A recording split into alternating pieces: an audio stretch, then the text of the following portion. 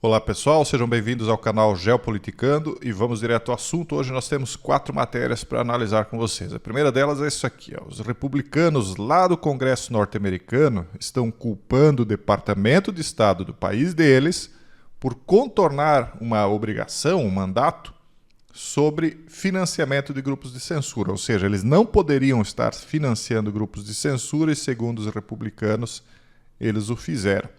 Isso é um relatório, né, que estaria afirmando que o Centro de Engajamento Global do Departamento de Estado promoveu o quê? Startups de tecnologia e outras pequenas empresas na área de detecção de desinformação para entidades do setor privado com capacidade de censura doméstica.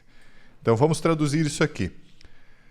Eles teriam utilizado dinheiro público para indiretamente promover essas startups que vão procurar notícias, vídeos, etc., que segundo a agenda deles não poderia ser divulgada porque seria desinformação, ou até pequenas empresas. Vocês já ouviram falar aí de empresas, de certos espertinhos que fariam então esse tipo de busca na internet, daí de maneira manual, contratando pessoas para fazer isso? E de onde que viria o dinheiro? Segundo o que eles estão dizendo aqui, segundo os republicanos, do próprio Departamento de Estado. Então, parece que eles estão descobrindo a América de novo, né? Coisas que a gente já vem dizendo há um bom tempo, de onde é que é a fonte de toda essa censura e quem é que paga ou quem é que ordena isso tudo mundo afora, né? Não é só por lá. Eles estão preocupados com a censura doméstica porque eles estão vendo que certos países aí, né, estão sob ordens de lá. Então imagine, né, se lá já está acontecendo, que é a terra da liberdade, a terra onde supostamente ainda existe lei, imagine no resto do mundo, né? Então o que eles não fizeram? Mas lógico, eles estão preocupados com o resto do mundo, os republicanos, porque a água começou a bater na poupança deles também lá. Vamos adiante. Os Estados Unidos estão perdendo a corrida armamentista da inteligência artificial para a China. O que vocês acham? Quem é que está ganhando?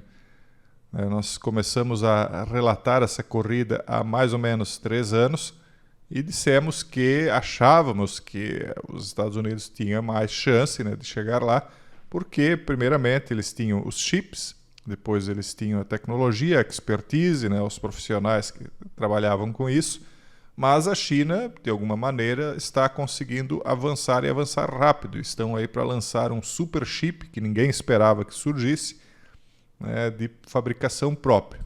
Vamos ver o que vem aí desse super chip de inteligência artificial. Na época nós já dizíamos que não importa quem vencesse essa corrida, mas nessa corrida de China e Estados Unidos, nós veríamos a aceleração da implantação de uma inteligência artificial que acabaria por suplantar os próprios países-nações, né? Como, por exemplo, o próprio Estados Unidos e China. Na corrida deles vão criar uma criatura que vai suplantar o governo deles, que é a própria inteligência artificial.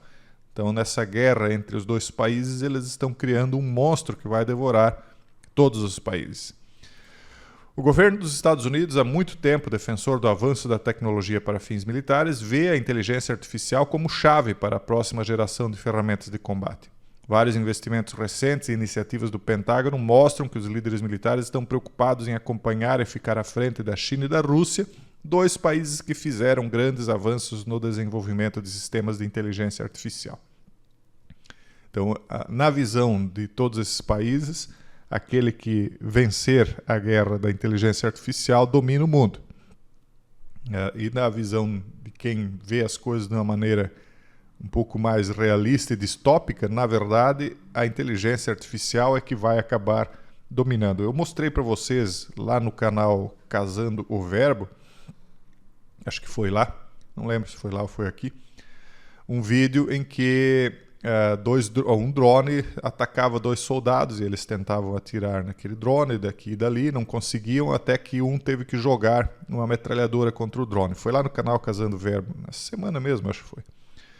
Então ali mostrava como um drone, né, que se fosse dirigido por inteligência artificial, um só, né, poderia praticamente eliminar 2 soldados. Agora imagine um enxame, né? Como eles têm capacidade de fabricar aí milhares e milhões deles. Então o ser humano está criando a própria besta aí que vai dominar ele. E vamos à próxima notícia. The Times of China. 200 fatalidades por dia. 1,5 trilhão de dólares por ano. Segundo a matéria, como a China está destruindo famílias nos Estados Unidos com o medicamento fatal fentanil. Dizem eles que os Estados Unidos estão sob o domínio de uma epidemia fatal de drogas causada por fentanil e outros opioides, resultando em mais de 1.500 fatalidades semanais. O fentanil, proveniente principalmente da China e do México, agrava a crise. Essa questão tem profundas repercussões econômicas e sociais, exigindo medidas mais fortes contra o envolvimento chinês e mexicano. Então, eles dizem aqui que os Estados Unidos estão lutando contra essa epidemia de drogas sem precedentes, impulsionada principalmente pelo fentanil, repetem essa situação. E eles dizem então aqui como isso, eles demonstram como isso tem vindo num crescente. Veja só que em questão de poucos anos, um pouquinho mais de uma década, isso saiu de 2.666 para 74.702 fatalidades por ano, né? Aqui eles estão dizendo que 2023, na verdade, chegou a atingir 108 mil fatalidades. Aliás, isso aqui foram overdose, que foi fatalidade mesmo, foram 74 mil. Eu imagino que overdose tenha sido muito mais, né? Porque também nem todas são registradas, né? Então veja que se isso aqui é fato, se é verdade, isso a gente tem visto em outras matérias, os Estados Unidos estariam hoje na mesma situação em que a China teria estado há muito tempo atrás, quando houve a guerra do ópio, né, contra os chineses. Então hoje eles estariam revidando, mas revidando contra outro país. Eles aprenderam o que tinha de pior com os inimigos deles e estão aplicando, né? E por falar em o que há de pior, vamos falar sobre aquele rapaz que está sendo acusado de supostamente ter sido ele, aquele que tentou alvejar, né, de forma fatal o candidato Donald Trump. E isso tem caído no esquecimento na mídia, mas Melania Trump, aparentemente, a esposa de Trump, foi escalada para levantar essas questões, para tentar trazer à tona isso de novo, porque a imprensa norte-americana simplesmente enterrou o assunto e ninguém mais fala disso, né? Então ela está perguntando, nós temos que levantar algumas questões sobre quem é que tentou perpetrar, né, a eliminação do marido dela, né? Precisamos descobrir a verdade, diz ela. Então a ex-primeira-dama, Melania Trump, levantou questões em torno da tentativa de eliminação de seu marido, afirmando que eles precisam descobrir a verdade em um vídeo postado no X, promovendo seu último livro, então, e falando sobre isso ao mesmo tempo.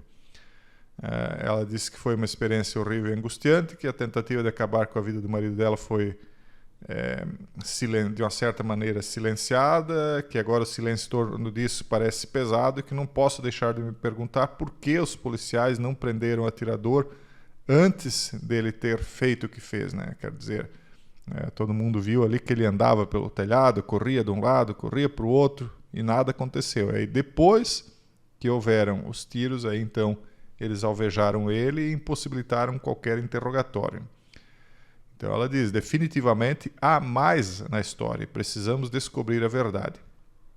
Ele foi baleado com uma bala que perfurou a parte superior da orelha. Se ele tivesse sido atingido, a história da humanidade já seria outra, né? Porque isso pode ter mudado o curso da história, não só norte-americana, como a história mundial. É mais ou menos o que já aconteceu 2 ou 3 vezes lá naquele país. Isso aí já não seria novidade. Então, a ex-diretora do Serviço Secreto, Kimberly Schitt, também revelou que a agência não havia colocado agentes no telhado em que Crooks estava porque havia um fator de segurança associado a um telhado inclinado. No entanto, antes do comício, o Serviço Secreto teria considerado o telhado como um risco à segurança. Isso é um absurdo, né? Ah, não, isso aqui vai colocar os nossos agentes em risco de segurança porque o telhado é inclinado. Mas para o rapaz lá não foi um risco de segurança, ele achou que estava tranquilo, né? É uma desculpa mais esfarrapada do que a outra, né? Outros relatórios revelam que Crooks teria sido fotografado 2 vezes por agentes de segurança. Então, óbvio, né? Ele estava correndo de um lado para o outro, as pessoas na plateia apontando para ele. E o senador Josh Hawley revelou recentemente que denunciantes alegaram que a maioria dos agentes do serviço secreto que foram designados para proteger Trump no comício eram, na verdade, do Departamento de Segurança Interna e que eles haviam passado por um webinar online de 2 horas. O que foi perguntado? Será que eles queriam saber da competência? Queriam saber se as pessoas tinham simpatia ou uma antipatia muito grande por Trump? O que foi esse treinamento de 2 horas? Será que o webinar foi só para treinar? Olha, vocês não têm treinamento, eu vou dar um treinamento de 2 horas antes de vocês irem lá para o serviço de proteção. E sabe-se lá que treinamento foi esse, né? Enfim, é uma coisa sem pé nem cabeça. Vamos ver se o Trump sendo eleito, isso aí vem à tona, né? Pessoal, esse é o vídeo de hoje. Aguardo vocês na segunda-feira. Até o próximo vídeo, se Deus quiser.